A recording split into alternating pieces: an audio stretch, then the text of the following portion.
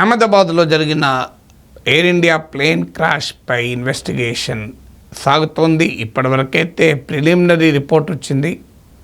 ఈ రిపోర్ట్ ప్రకారం fuel supply చేసేటువంటి స్విచ్లు రెండు కూడా కట్ ఆఫ్ పొజిషన్కు మారడం వల్ల ఇంజన్కు ఫ్యూయల్ అందక ఈ విమానం కూలిపోయింది అనేది ఇప్పటివరకు ఉన్న ప్రిలిమినరీ రిపోర్ట్.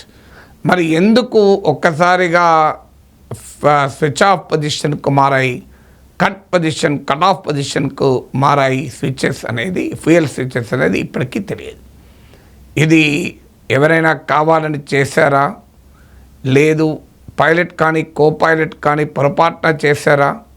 పొరపాటున చేశామనుకోవటానికి ఆస్కారం ఉందా? ఎందుకంటే పైలటే అడిగాడు, why did you cut off the fuel a switch అంటే నో ఐ డి నాట్ అని కో పైలట్ ఆన్సర్ చెప్పింది కూడా మీకు కాక్పిట్ వాయిస్ రికార్డర్లో రిట్రీవ్ అయింది. లేదు ఆ బోయింగ్ విమానంలోనే ఆ ఫ్యూయల్ స్విచ్కి సంబంధించిన మెకానికల్ డిఫెక్ట్ ఏమైనా ఉండడం వల్ల ఆటోమేటిక్గా మారిందా, లేదు సాఫ్ట్వేర్లో ఉన్న గ్లిచెస్ వల్ల మారాయా, ఇవన్నీ ఎవరికీ తెలియదు. కానీ బోయింగ్లో తప్పు ఉందా అనే ప్రశ్న అయితే మిగిలిపోయింది. ఎందుకంటే బోయింగ్ విమానాల్లో టెక్నికల్ ప్రాబ్లమ్స్ రావడము కొత్తేమి కాదు. 2018-19లో కూడా బోయింగ్ 737 ప్లేన్స్లో ఇలాగే పడిపోయి కూలిపోయి పెద్ద ఇష్యూ అయి చాలా దేశాల్లో బోయింగ్ 737 ఆపేశారు కూడా. ఒక అమెరికాలో మాత్రం ఇమీడియట్గా ఆపలేదు. బోయింగ్ CEO ట్రంప్తో మాట్లాడాడు, ట్రంప్ నమ్మాడు, ఏమీ కాదని. తర్వాత అమెరికా కూడా ఆపేసింది. సో ఇప్పుడు బోయింగ్లో ఒక విజిల్ బ్లోయర్ కూడా బోయింగ్లో ఉన్న లోపాలను, సేఫ్టీ కన్సర్న్స్ను బయటపెట్టాడు. సో ఇలా చాలా ఇష్యూస్ బోయింగ్తో ఉన్నాయి. కానీ ఇప్పటికిప్పుడు నేనేమి బోయింగ్ కంపెనీని బ్లేమ్ చేయడం లేదు. కానీ రియాలిటీ ఎప్పటికైనా బయటకు వస్తుందా అని చాలా సందర్భాల్లో ఎక్కడ లోపమున్నా పైలట్ పైన తోసేసే ప్రమాదం కూడా ఉంటుంది. ఇక్కడ పైలట్ ఎలాగో బతికి లేడు. సో పైలట్ చనిపోయాడు కనుక పైలట్ మీద తోసేస్తే ఏ కార్పొరేట్ ఇంట్రెస్ట్లకు ప్రమాదం ఉండదు. ఎందుకంటే రేపు విమానాన్ని మ్యానుఫ్యాక్చర్ చేసిన కంపెనీ అయినా, విమానాన్ని నడిపే ఎయిర్లైన్స్ కంపెనీ అయినా, బోయింగ్ అయినా ఎయిర్ ఇండియా అయినా, they are very big corporate firms. వారి లోపాలు బయటికి ఏవైనా వస్తే, ఒకవేళ ఇప్పటికైతే రాలేదు, అది వెరీ బిగ్ కార్పొరేట్ డ్యామేజ్కు కారణమవుతుంది. కార్పొరేట్లకు ప్రభుత్వాలకు ఉండే నెక్సెస్ కూడా మనకు తెలియదు కాదు. ముఖ్యంగా ఇప్పుడు ఎందుకు ఈ ఉపద్ఘాతం ఇవ్వాల్సి వస్తుందంటే బోయింగ్కు ట్రంప్కు మధ్య ఉన్న nexus. Trump is known for business deals. Trump is an out and out business man. ట్రంప్కు బోయింగ్కు ఉన్న నెక్సెస్ చాలా స్పష్టం. తాజాగా ఇండోనేషియాతో అమెరికా ఒక ట్రేడ్ డీల్, వాణిజ్య ఒప్పందం కుదుర్చుకుంది. ట్రంప్ ప్రకటించాడు ఆల్రెడీ ఇండోనేషియాతో ట్రేడ్ డీల్ కుదిరింది అని. ఈ ట్రేడ్ డీల్లో 50 బోయింగ్ విమానాలని కొనటానికి ఇండోనేషియా అగ్రీ అయింది. ఇటీవల ట్రంప్ 2 అరబ్ కంట్రీస్కి వెళ్ళాడు. ఒకటి ఖతార్, 2 సౌదీ అరేబియా. ఖతార్తో కూడా కుదిరిన ఒప్పందాల్లో 200 బోయింగ్ విమానాలు కొనాలి అనే అగ్రిమెంట్ కూడా ఉంది. అలాగే సౌదీ అరేబియాతో కూడా ఒప్పందం కుదిరింది. అందులో కూడా సౌదీ అరేబియా కూడా 30 బోయింగ్ విమానాలు కొనడానికి అమెరికాతో ఒప్పందం చేసుకుంది.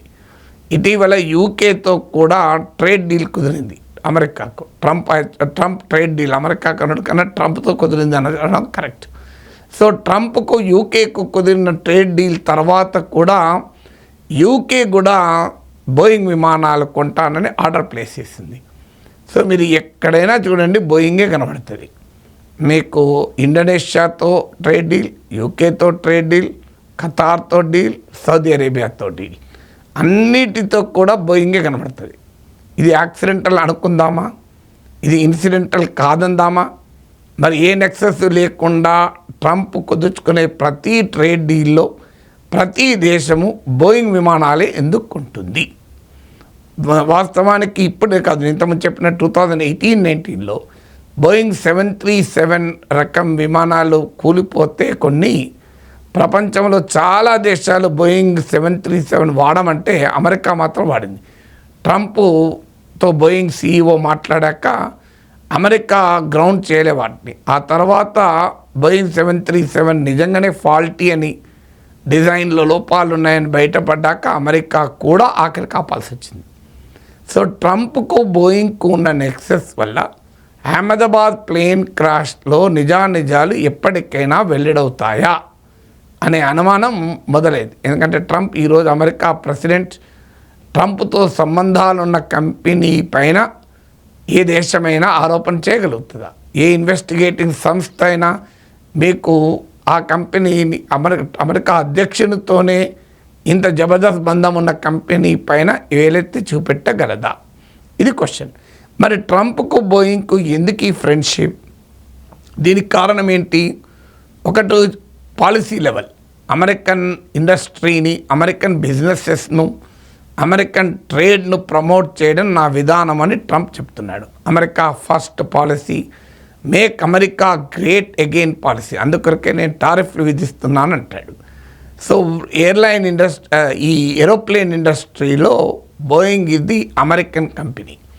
ప్రపంచంలో ఒక $400 బిలియన్ మార్కెట్ ఇది.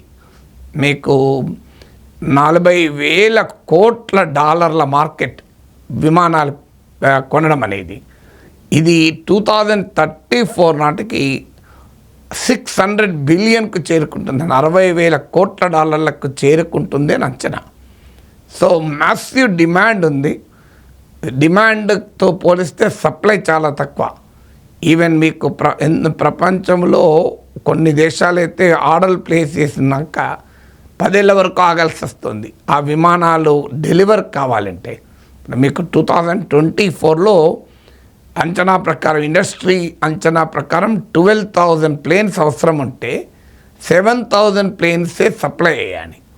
దీనికి కారణం ఏంటంటే world airplane manufacturing industry is highly concentrated. 2 players, major players. ఇందులో మొదటిది ఎయిర్బస్. ఇది ఫ్రాన్స్ బేస్డ్ కంపెనీ. ఇదే యూరోపియన్ మల్టీనేషనల్ ఫర్మ్ ఇది. సో ఈ కంపెనీ 56% మార్కెట్ ఎయిర్బస్. మీకు ఇటీవల మీకు చైనాకు అమెరికాకు ట్రేడ్ వార్ నడుస్తున్న టైంలో కూడా చైనా కూడా మీకు శాంక్షన్స్ విధించితే బోయింగ్తో ఉన్న కాంట్రాక్ట్లను రద్దు చేసుకుంది. ఎయిర్బస్తో కాంట్రాక్ట్ ఏర్పాటు చేసుకుంది. ఎయిర్బస్ ఏకంగా చైనాలో ఒక మ్యానుఫ్యాక్చరింగ్ యూనిట్ ప్లాంట్ పెడతానని అగ్రీ అయింది. దానికి బదులుగా చైనా పెద్ద ఎత్తున $100 కోట్ల ఖర్చు పెట్టి ఎయిర్బస్ విమానాలు కొనటానికి సిద్ధపడింది. సో అందువల్ల అమెరికా పైన ఎవరైనా ఆంక్షలు పెట్టాలన్నా, ట్రేడ్ అటాక్ చేయాలంటే కూడా ఫస్ట్ బోయింగ్ పైన అటాక్ చేస్తారు. ఈవెన్ యూరోపియన్ యూనియన్ కూడా ట్రంప్ 30% టారిఫ్లు యూరోపియన్ యూనియన్ మీద విధించినప్పుడు యూరోపియన్ యూనియన్ కూడా అమెరికా పైన ఈ వాణిజ్య ఆంక్షలు పెట్టింది, ట్రేడ్ రెస్ట్రిక్షన్స్. అప్పుడు ఫస్ట్ దెబ్బ తగిలింది బోయింగ్కే. అందువల్ల బోయింగ్కు అనుకూలమైన ట్రంప్కు అనుకూలమైన ప్రతికూలమైన దాని అటాక్ అయినా దాని బెనిఫిట్ అయినా బోయింగ్కి వస్తుంది. సో అది ట్రంప్కు బోయింగ్ ఉన్న నెక్సెస్. సో నేను ఇంతకుముందు చెప్పినట్లు 56% ఆఫ్ ది ఏరోప్లేన్ ఇండస్ట్రీలో మార్కెట్లో మీకు ఎయిర్బస్ది 56% షేర్. ఇక అమెరికన్ కంపెనీ అయిన బోయింగ్ది 40% షేర్. ఎందుకంటే ఇటీవల కాలంలో బోయింగ్ విమానాలు కూలిపోవడము, బోయింగ్ పైన చాలా విమర్శలు రావడం వల్ల బోయింగ్ షేర్ పడిపోయింది. అందువల్ల ఇప్పుడు అర్జెంటుగా అమెరికన్ ఇండస్ట్రీని ప్రమోట్ చేయాలి అన్నది ట్రంప్ ఎజెండా కనుక అమెరికన్ బేస్డ్ ఏరోప్లేన్ మ్యానుఫ్యాక్చరర్ అయిన బోయింగ్కు ట్రంప్కు ఆ నెక్సెస్ అనేది ఒక పాసిబుల్ ఎక్స్ప్లెనేషన్. ఎందుకంటే ఆ దేశ అధ్యక్షుడిగా దేశ పరిశ్రమను ప్రమోట్ చేయాలి. అందుకే గతంలో టెస్లాను ప్రమోట్ చేశాడు ఎలాన్ మస్క్తో స్నేహం ఉన్న సమయంలో. అలాగే హార్లీ డేవిడ్సన్ బైక్స్ కొరకు ట్రంప్ ఆర్గ్యూ చేశాడు. సో అదొక ఎక్స్ప్లెనేషన్. రెండవ ఎక్స్ప్లెనేషన్ ఏంటంటే ట్రంప్కు ఎయిర్లైన్ ఇండస్ట్రీకి మధ్య, ఏరోప్లేన్ ఇండస్ట్రీకి మధ్య అవినాభావ సంబంధం కూడా ఉందని. 90స్లో ట్రంప్కే సొంత మీకు ఒక ఏరోప్లేన్ మ్యానుఫ్యాక్చరింగ్ కంపెనీ కూడా ఉండే ట్రంప్ షటిల్ అని. సో అలా ట్రంప్కి ఇండస్ట్రీతో బాగా పరిచయాలు ఉన్నాయి. సో పర్సనల్ రిలేషన్స్ కూడా ఉన్నాయి అనేది ఇంకో ఆర్గ్యుమెంట్. ఎందుకంటే ఇటీవల అమెరికా పాకిస్తాన్ ప్రభుత్వాల మధ్య క్రిప్టో డీల్ కుదిరింది. అందులో కూడా ఆ కంపెనీ ఏ కంపెనీతోనైతే పాకిస్తాన్ క్రిప్టో డీల్ కుదుర్చుకుందో ఆ కంపెనీలో 60% వాటా ట్రంప్ ఫ్యామిలీ కంపెనీసే.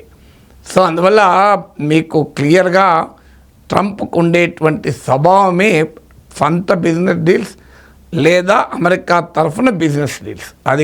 అది మీకు గాజాలో యుద్ధం ఆపాలన్నా ట్రంప్కు వ్యాపారమే కనబడుతుంది. మీకు ఉక్రెయిన్ వార్ ఆపాలంటే యుక్రెయిన్తో మినరల్ డీల్, పాకిస్తాన్తో మినరల్ డీల్, గ్రీన్లాండ్లో ఉన్నటువంటి మినరల్ రిసోర్సెస్. సో అందువల్ల బోయింగ్కు మద్దతు ఇవ్వడము అనేది ట్రంప్కు ఉండే బిజినెస్ మైండ్ సెట్లో ఒక భాగము అనేది విమర్శకుల వాదన. సో బట్ అది మనకు ట్రంప్ బోయింగ్ను ప్రమోట్ చేస్తాడా, ఇంకో ఎవరిని ప్రమోట్ చేయాలి, అది మనకు సంబంధించిన అంశం కాదు. కానీ మనకు సంబంధించిన అంశం ఏంటంటే ట్రంప్కు బోయింగ్కు మధ్య ఇంత బలమైన నెక్సెస్ ఉంటే అహ్మదాబాద్ ఎయిర్ ఇండియా ప్లేన్ క్రాష్లో నిజాలు నిజంగా వెల్లడవుతాయా అనేదే క్వశ్చన్.